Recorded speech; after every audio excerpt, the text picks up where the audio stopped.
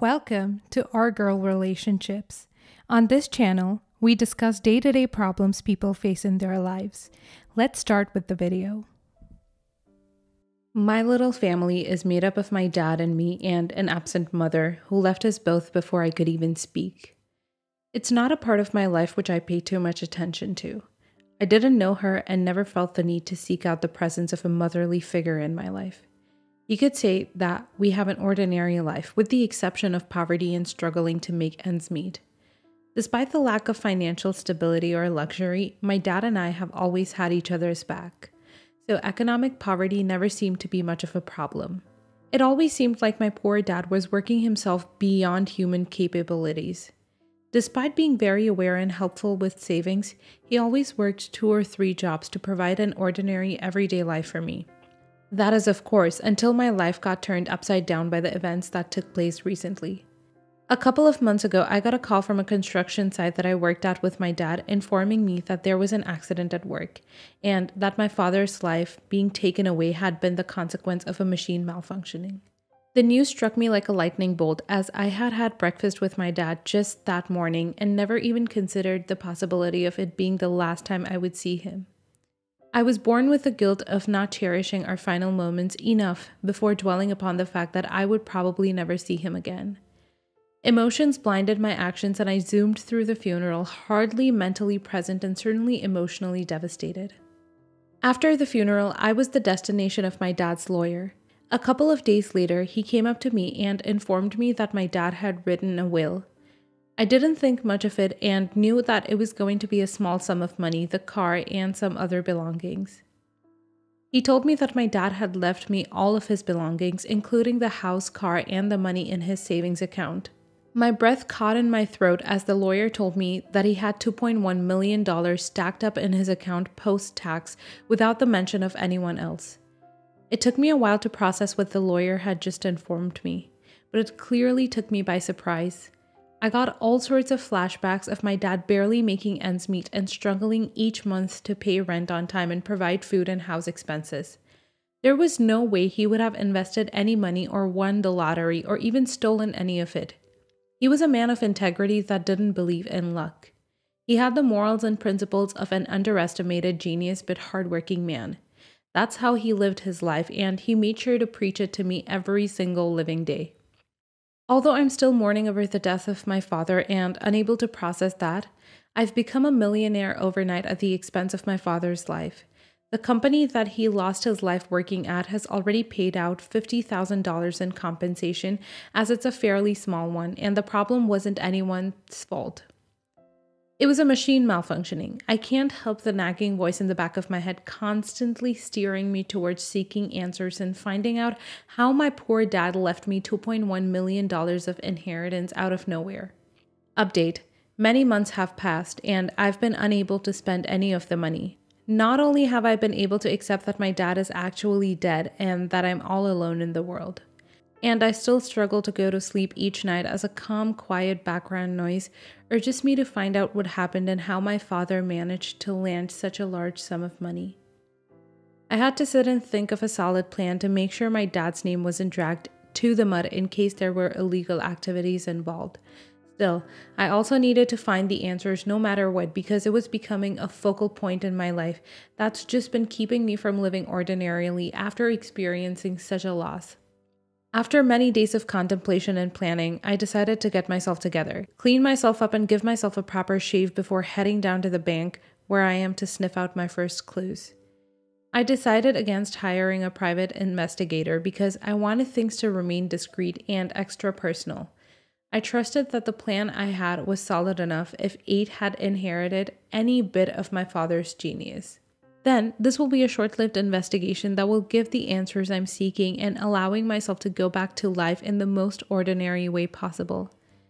I got to the bank that day and asked for all the transactions that my dad's account had been involved in since I technically owned it now, that I have all of his legal belongings, including the bank account.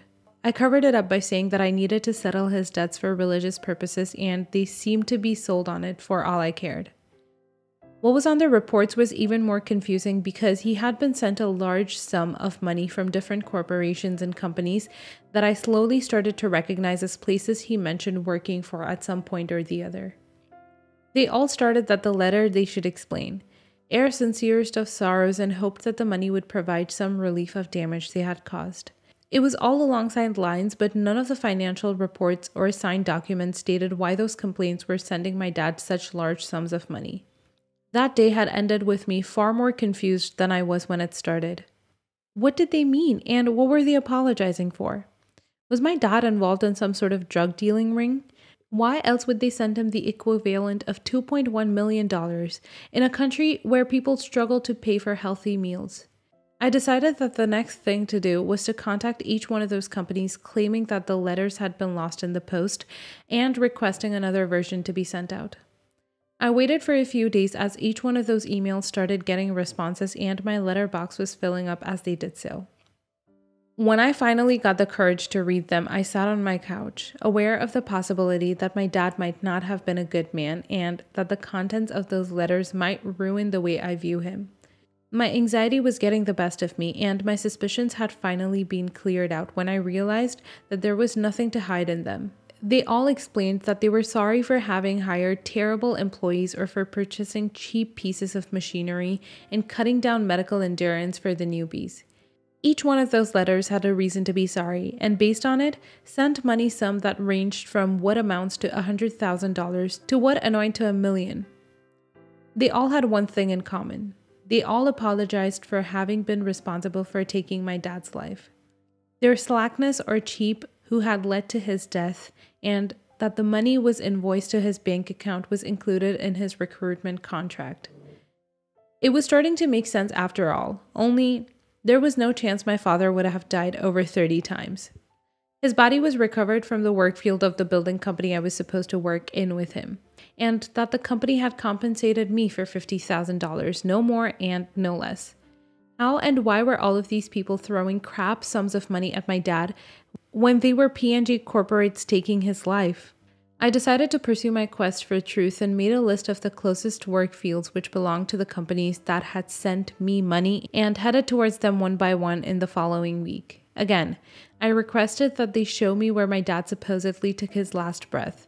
And they all showed me different places under a machine, in between walls, in small gaps, or underneath pickup trucks. There were other scenarios and explanations, and once again, there was a part of the story that was in common with all of them. There would always be a friend that worked with him, that was there the night he died, that rushed him to the hospital and stayed by his side while he took his last breath.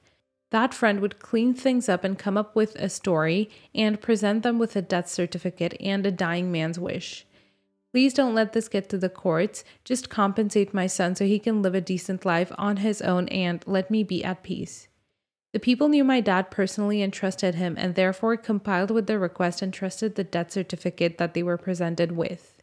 They have out however much money they could, and my dad and his mysterious friend would just move on to the next company. Different scenario, same ending, but different friend identity. I think the story is taking me down a rabbit hole, and I'm not sure how far down I can dig. I have to keep searching for the truth and find out who this friend is. Still, there's now a part of me that's just asking me to accept that my father gave away his life to provide a better one for me, and that I should be grateful for his genius and make some good out of it. And there's always the other part of me that worries about finding the bottom of the rabbit hole and raising it riddled with ruining lives and bloody hands. Maybe I should just stop looking, or perhaps this is the beginning of something that will never end. Next story. I've known forever that my 27 female big sister, 36 female, has always dreamt of her wedding ceremony. She loves big parties in general, but weddings are her drug of addiction. The flowers, the cake, the dress, the venue, all the preparation. This woman has served as the unofficial wedding planner of all her friend groups, 12 in total. Sadly, my sister has not found a guy she wants to spend the rest of her life with. And while it seems being single is not a problem for her, I think the fact that she is the only one of her friends without a wedding broke her mind. Why, you might ask? because of the Christmas Wonder Jubilee, a magical winter ceremony. Not the real title, but believe me, it's just as cheesy.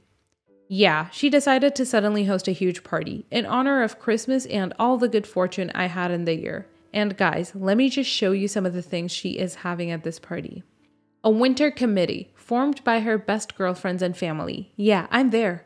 We will all wear matching dresses and we are helping with all the logistics. A private mass in a fully decorated church. She expects all the attendants to come before the actual party because we obviously have to thank God. She's already talked to the priest so that she has a special speech during it. The the winter committee will be seated in the front of the entire congregation in places of honor. A venue, which coincidentally is one of the most famous wedding venues in my town, fully equipped to receive 120 guests, including her friends or extended family, people we haven't talked to in years, her co-workers, and her boss. A first dance. She and a professional dancer will have the first dance of the party, which is the most convoluted waltz I have ever seen in my life. Speeches by myself, our parents, and some others, all dedicated to the good fortune in our family. And you can also talk about me if you want, as the hostess, obviously. You see, she's going nuts. And while I've stopped myself from saying anything because I know this means a lot to her, the drop that spilled the glass appeared yesterday. Her dress. It's a wedding dress. There is no way of pretending it's anything else. A full-length white gown full of embroidery. I could not remain silent anymore.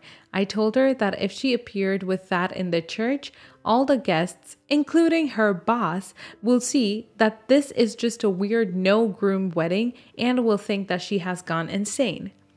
Obviously, this ended in a huge fight between us, and until the new order, I am banned from the wedding. I mean, the Jubilee. Everyone from her friends to my parents are saying that I'm the a-hole for confronting her. But come on, I can't be the only one that sees this as crazy. Yeah, she's having one of those marrying yourself things.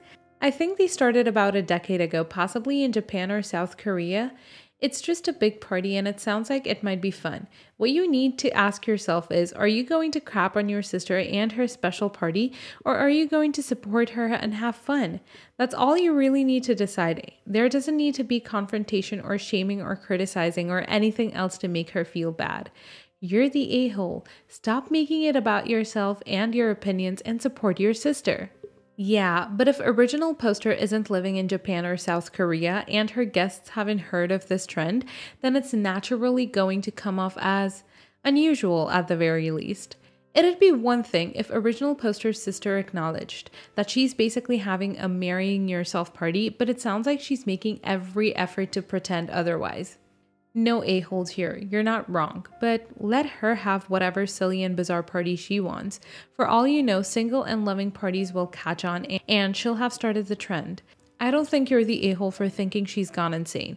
To be honest, this post filled me with sadness. But your sister is also not the a-hole for being a bit mind-broken. But honestly, if the party is definitely happening, the only thing you can do at this point is to support her because she clearly needs support from her family and friends. You're the a-hole. While you believe you are being kind by calling this out, she just wants to have a special party with the people she loves. Let the poor woman have this. She isn't doing any harm and it's unlikely this will have any ill effect. Her co-workers may think she's a little eccentric, but as long as she's doing her job well, it's fine. Next story. Throwaway. I, 37 female, have a little sister named Valerie and a wonderful daughter named Lucy. As Lucy has entered her teen years, she has become a lot more self-conscious. She constantly compares herself to her friends at school, celebrities, etc. I currently have her attending therapy and I also try my best to remind her that she's beautiful just the way she is. Valerie took her daughter and Lucy to the mall yesterday. When Lucy got back home, I asked her how her day went. She smiled and said that she had a good time. About 3 hours later, I went into Lucy's room to put some of her clothes away. When I opened the door, I saw Lucy laying in her bed crying. I asked her what happened. She pulled out her phone and showed me some of the pics that Valerie had posted on social media. Valerie had posted pics of herself, her daughter, and Lucy hanging out at the mall. Lucy then pointed out that Valerie had obviously photoshopped her. She made her complexion clearer, her teeth whiter, and even slimmed in her waist. Lucy also pointed out that Valerie only photoshopped her in the pics. Lucy dropped her phone on the ground and cried her eyes out. Eventually, Lucy told me that she just wanted to be alone for a while. I left and went outside because I was ready to unleash on Valerie. I called her and demanded to know why she would alter Lucy's image. She got defensive and said, "Last time I checked, I could post whatever I want on my account." I told her about how crushed Lucy was when she saw the pics. Valerie doubled down and told me that she was simply making Lucy look better. I told her that Lucy is fine just the way she is, and I don't appreciate her destroying Lucy's confidence. We kept yelling at each other and things continued to escalate. Valerie yelled that she doesn't want her daughter around Lucy because I'm a drama queen. I yelled back, "Good, I don't want my daughter to be around a dollar store Instagram flirt anyway." She told me to go F myself, hung up on me, and blocked me everywhere. I haven't mentioned this conversation to Lucy because she's stressed out enough already. My husband says that I went too far and that I should have been more mature since I'm the big sister. Am I the a-hole? Edit. My insult was directed towards Valerie after she called me a drama queen. The insult was not directed towards my niece, just wanted to clear that up. Not the a-hole. Photoshopping someone without their knowledge or consent is despicable. Your sister sent your daughter a clear message that she's not good enough, not slim enough. Report the image as inappropriate and cut contact with sis. Agreed, I was plenty mad when the ones who had my senior pictures taken for a montage of the class photoshopped out the moles on my face. I already have enough trouble accepting them. Some people think occasionally that I eat like an animal. From a distance, the right one above my mouth looks like some faint chocolate remnant. At least it's in the shape of the British Isles if they were flipped around. As I have plenty to go around compared to most people I know, so to pretty much signal to me that they are mistakes to be removed, that hurt. And it was some person that I haven't even met once, not even my aunt. So yes, she absolutely deserved being laid into. Not the a-hole, but you're dealing with an ignorant and a-hole sister and aunt. In my opinion, she did something really sick and stupid, but she can't understand what she did is bad. She looks like a teenager who bases her life on social media. Sorry for that. Hope your kid gets under your influence, not her aunt's, which unfortunately is the same as a lot of people. I got the same impression. Maybe the younger sister looks at Lucy as a peer and not a niece. Maybe she doesn't know Lucy is in therapy and original poster needs to go talk to her about it. But she still reacted poorly when Opie told her about the pictures. Like I said in my comments, I was a young aunt and made my share of mistakes as well, though nothing as bad as this. But I was always ready to listen, apologize, and learn. Valerie needs to be willing to do that as well. Not the a-hole at all. Your husband is wrong. 1000%. Good on you for prompting defending a good self-image for your daughter and sending her to therapy as well. Her attitude towards her own body is very detrimental long-term. Does she have a hobby? It could help her grow her self-esteem for reasons separated from her appearance, which could also help. Also, sister blocked you everywhere. Trash took itself out, don't even worry about her.